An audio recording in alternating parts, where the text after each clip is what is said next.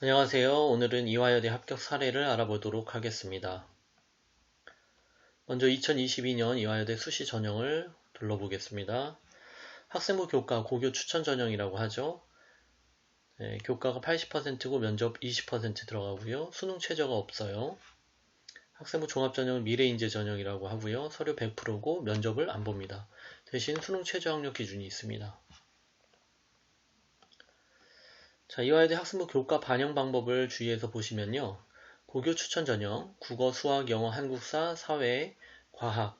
그러니까 문과도 과학이 들어가고요. 이과도 사회가 들어간다는 거 주의하시고요. 가중치는 특별하게 없습니다. 성취평가제 교과목의 경우 원점수 평균 등급을 활용지표로 활용할 수 있다라고 적혀 있는데 한마디로 말하면 진로 선택 과목이 들어간다라는 거죠.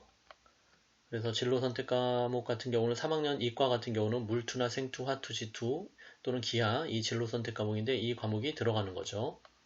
문과 같은 경우는 뭐 여행지리나 사회문제 탐구, 고전과 윤리, 심화국어, 고전 읽기 이 진로 선택 과목인데 A, B, C로 평가가 되겠죠.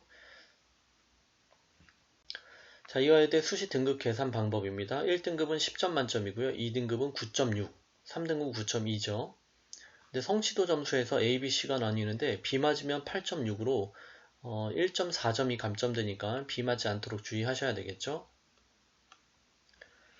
자, 미래인재 전형 수능 최저 등급입니다. 인문계열은 세계합 6, 자연계열도 세계합 6이네요. 의예과는 4개합 5, 약학은 4개합 5, 미래산업 약학 전공은 4개합 5, 스크랜튼 학부는 3개합 5.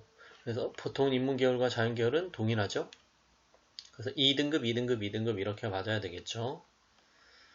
자, 경쟁률을 잠깐 볼까요? 교과 전형의 경쟁률은 3.9 대 1이고요. 종합 전형은 8.4 대 1 정도 됐었습니다. 자, 그럼 수시 등급을 알아볼 텐데 학교에서 공개하는 수시 등급에서 인문계열 같은 경우는 평균 1.3에서 1.5등급이고요. 자연계열은 1.4에서 1.5등급입니다.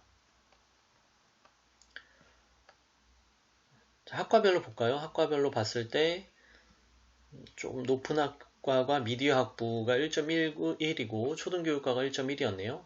낮은 학과 같은 경우는 중어중문학과가 1.5등급까지 내려갔어요. 추원율을 보시면 다른 학교로도 많이 이제 빠지죠.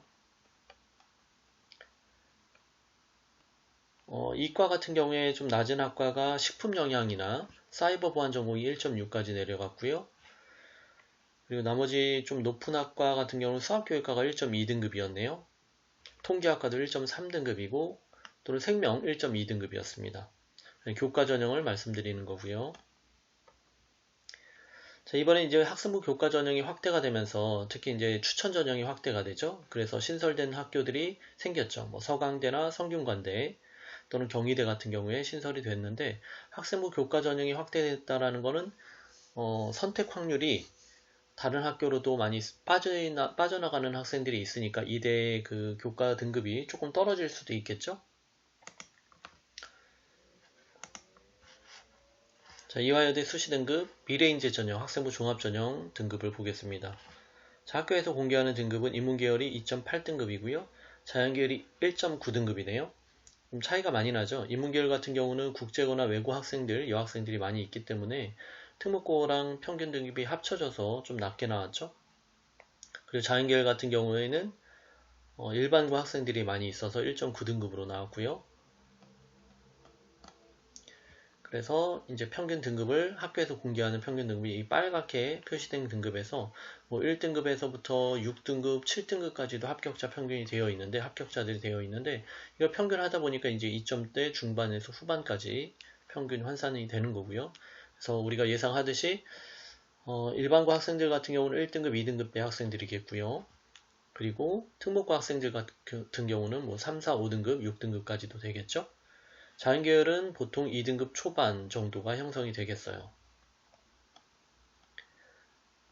그래서 인문과학 계열, 사회과학대학, 사범대학, 경영대학 이렇게 나눠져 있는데 제 블로그에 들어오시면 자세히 볼 수 있으니까 한번 검색해서 보시고요. 이과도 자연과학대열, 공과대학 해서 쭉 등급 표시가 되어 있습니다.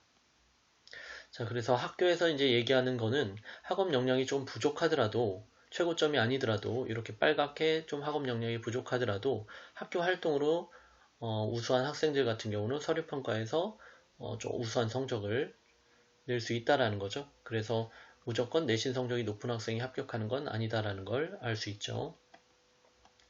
자, 인천의 일반고에서 이화여대 합격한 사례를 보겠습니다. 자, 이화여대에 생명과학 전공을 했고요.